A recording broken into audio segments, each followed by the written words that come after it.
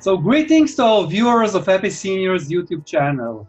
Today we are delighted to interview Professor Deborah Heiser.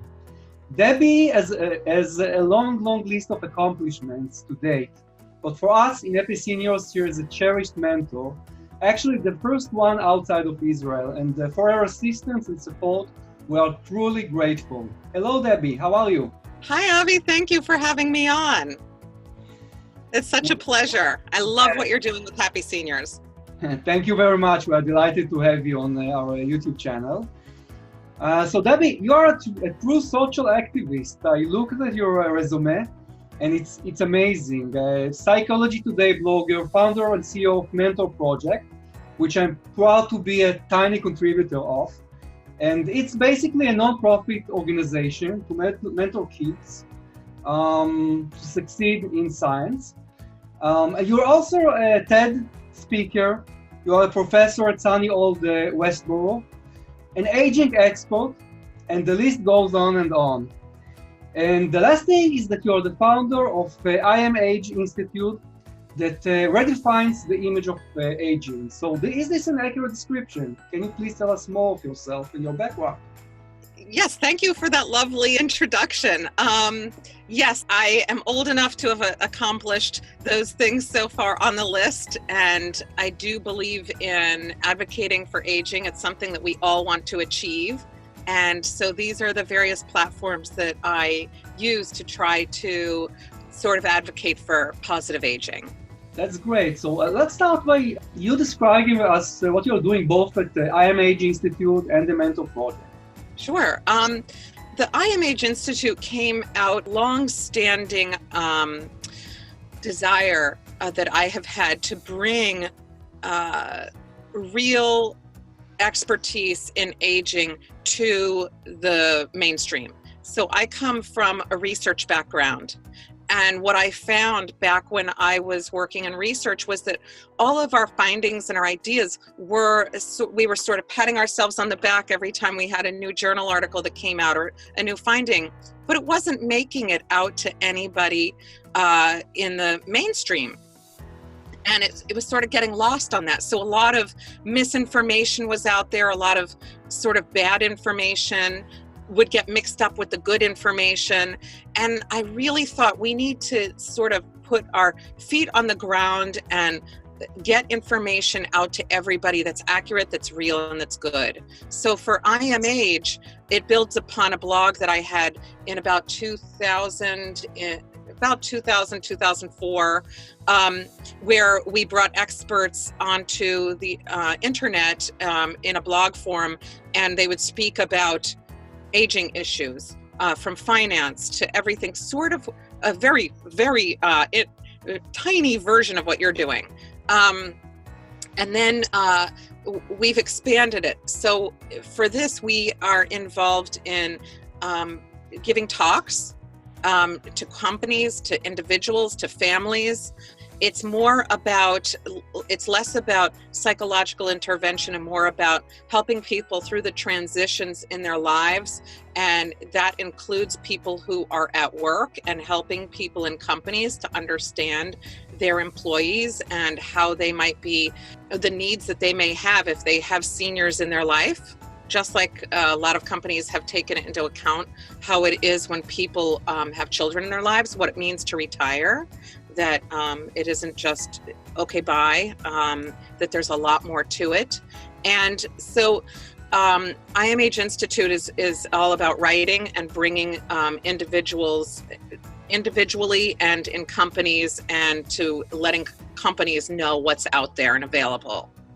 With regard to the Mentor Project, in this case, we found, I was in the middle of writing a book and found out that there were so many people at the age of retirement who felt like they were missing out, that they were in fact sort of feeling like they were lost. One quote was, "I feel like I'm falling off a cliff." Because all of their expertise and all of their value that they've had all of their lives was going away with retirement. No one was coming to them to ask them for anything anymore. It was like they became a ghost in a way. So one person in particular, who's one of the co-founders of the Mentor Project, Bill Cheswick, said, he's the man who invented the firewall and many other things. He's really a key person in a lot of the inventions with the computer security and internet security, I'm sorry. So he said, I would like to bring quantum mechanics to fourth graders. I want to inspire them at a young age, but I look like a weirdo if I try to go into schools by myself. And so in order to make it so that people didn't look like creeps going into schools trying to inspire children, we started the Mentor Project to bring people like Bill, like yourself, like all sorts of other people who want to give back, but there wasn't a forum for it. And we're finding that we're making a big impact, and that we're not just focused on the kids. It's really the people who are in midlife and beyond, who are saying, wow, what I do matters.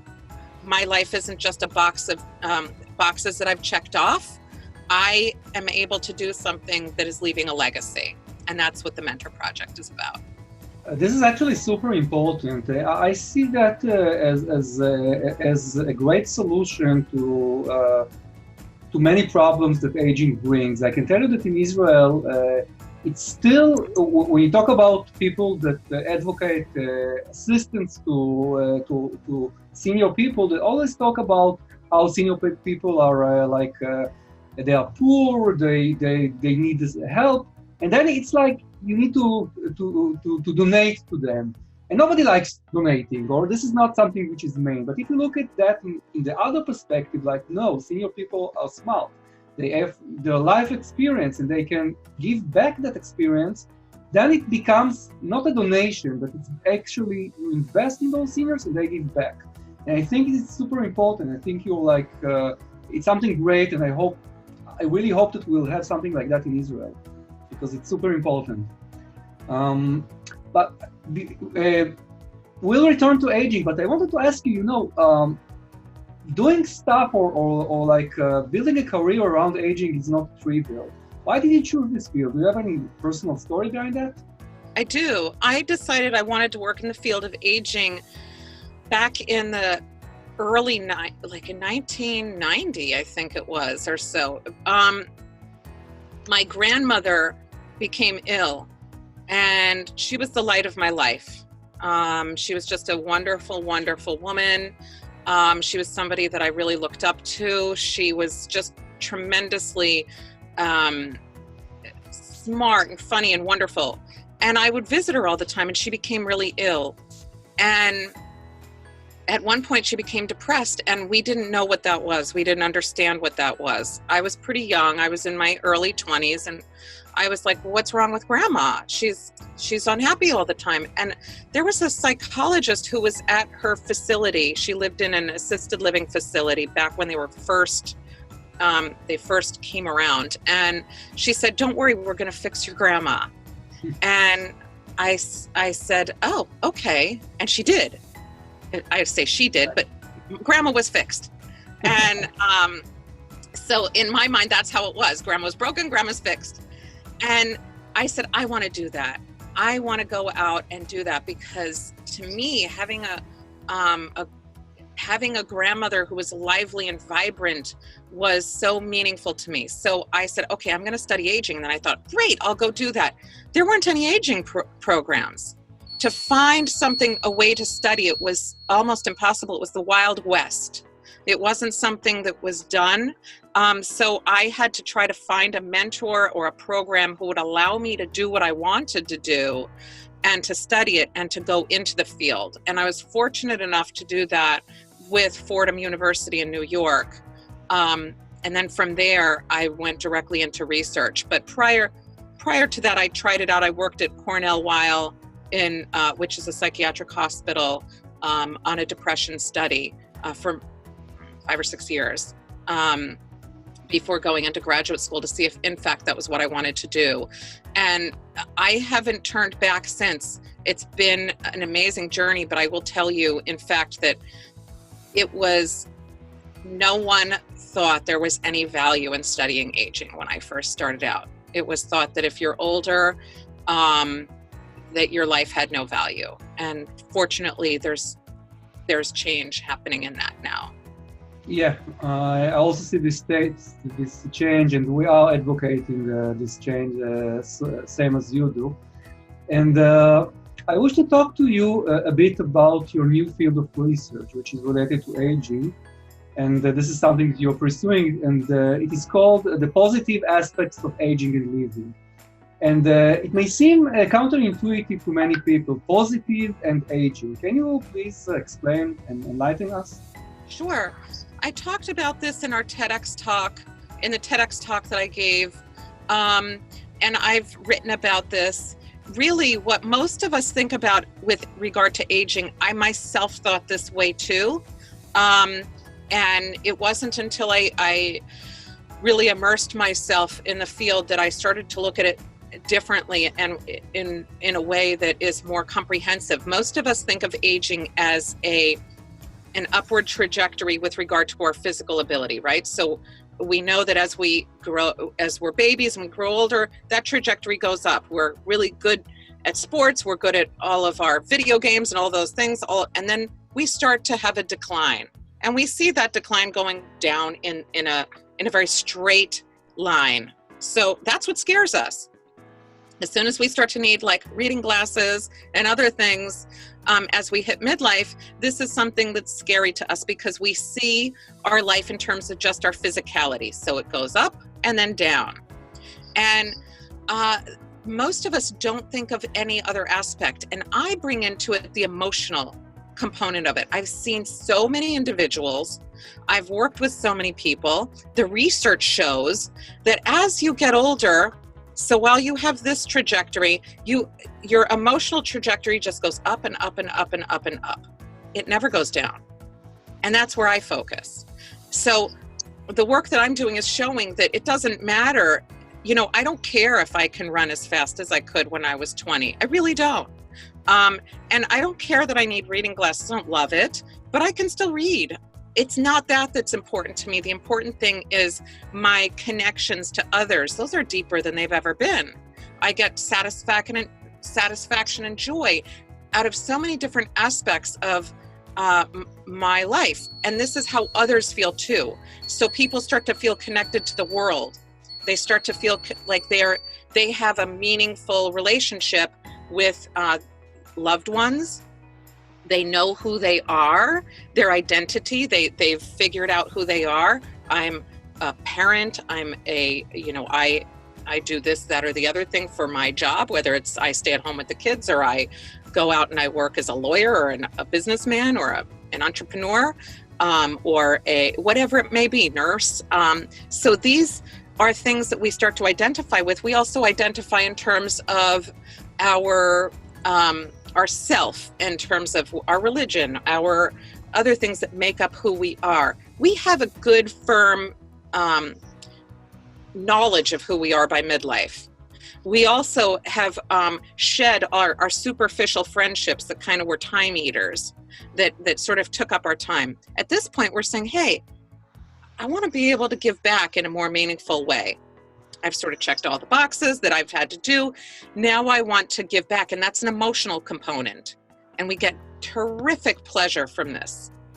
So this is all the positive aspects of aging. We give that back. We're saying, hey, what I believed in so heartily, I'm going to be able to pass that on to whoever I want in the way that I want. Whether it's in writing, whether it's in recipes. This is how religion has had its legs for, centuries, because someone's passing it along. This is how I know how, generations ago, people made matzo balls in my house, and we make it the same way. This is how we do that, and that's so important. It brings those cultures, those values that we take for granted all the time and brings it to the forefront. And that's what I write about, is bringing all that stuff that we just discount and think of as, it's there. And as soon as we acknowledge it, we start to feel better. And we have a lot to look forward to. Okay, and this research also talks about stages in one's life. And if we're talking about age and something that I'm interested in, so we're talking about general relativity and wisdom, which are the stages of aging of senior people. And you use that in your mentor project. How do you use it? What can you tell us about those stages? Well, when we're in midlife, we hit the stage where we want to give back to others. We've sort of filled ourselves up with everything we need, with our education, with our knowledge of whatever it is that we're doing, that we become internal experts in. And we have an actual innate basic desire to give that back because it leaves a footprint for ourselves. It means that we made a difference in the world. So what I've found is that with regard to those in the mentor project, individuals are looking to be able to give back their expertise. So in the case of, say, Bill, he wants to be able to get the next generation to build on what he's done and to do more things that are going to progress it beyond a tiny app to something that's going to be big and change the world. That's what makes him get excited. For Bob, it's to get more kids to write patents that are going to be changing the world in some way, that isn't going to be something that's just tiny. For, say, Irene, who's an aerospace engineer, getting girls into science. This means something to her, that she can say, hey, I was a woman in aerospace working on the mission to Mercury and press that launch button, and I want to see another girl grow up to be a woman who does the same thing. So that's very powerful to us as individuals, to know that we can personally, as one individual, change the world in a way through someone else. That it's sort of passing the baton, it's our leaving the legacy. That's what we're finding with the mentor project, is our mentors have really powerful emotions when they talk about the kids that they reach. So when Bill goes into a school and they've named it Ches Day, his name is Bill Cheswick, he gets emotional about that when kids bring things to him and make things. These are things that are huge. The next stage, that is all called generativity. When you get to the next stage, which is wisdom, that's where you're able to impart everything that you have taken in. You're saying, my life was okay. I know I made some mistakes along the way. I may not have done everything perfectly, but I'm okay with it all. This is all right. I'm okay. And you're able to impart that to others. It's a deeper thing than just an experience, and you're imparting something that is very meaningful. It's a value. It's a concept. It's a way of thinking. So our mentors are doing that. They're able to express a sort of a contentment, a fulfillment with life that people can look forward to. And people have always discounted that, but in fact, that's what brings us our joy. That is what the emotional part that makes us feel happier as we get older. First of all, those are great examples, and I think it also gives meaning, of course, to the senior people that are doing that and to the younger generation. But I have a more practical question. You're talking about people which accomplished huge things in their lives. But what about us, the ordinary people? How can we actually apply your research or your ideas to the young generation? How can somebody which has not launched rockets to space, but still has a lot of knowledge and experience, how can he actually participate and actually share his experience and knowledge? I'm so glad you asked that, because you're right. So many people think you have to have a degree or a formal education in order to pass something on. And they couldn't be more wrong in thinking that. Our wisdom doesn't come from our education, it comes from our experiences that may be intertwined with our education. I will give an example. My grandmother, what she imparted to me was not based on any education she had. It was a value of how we interact with others, that you help people who are in need, that you develop meaningful connections. My 93-year-old mother-in-law lives with us. She's a Holocaust survivor. And what she passes on to my children is much more than how to make a matzo ball. It is much more than anything like that. It's priceless. The things that she's passing down to them are you know, stand up for yourself, speak for yourself, things that people take for granted or might not. I can't impart that information the same way that she can, and you cannot learn that from a school. It has to be from somebody who has lived in her shoes.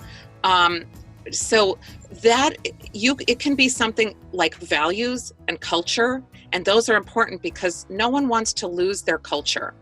So if you have a certain value or a culture that you want passed on, that does not come from a school. You can study culture as long as you'd like in a classroom, but it is very different than if you're imparting that from within the home or in a group setting or from interacting with others in a true way. So some of the most powerful mentors that I have come across, and I've interviewed many mentors, are grandmothers.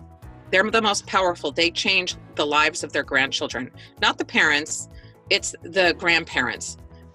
Obviously parents have a role in their children's lives, but they are the ones who, when they're getting in trouble, they are being disciplined or whatever, they come in and they are able to speak to them in a different way. They're a safety net for the kids that is super powerful. So grandmothers, there was a lawyer who used to mentor outside of lawyering. He just would give advice to people. Hey, don't do this, do that. Super powerful.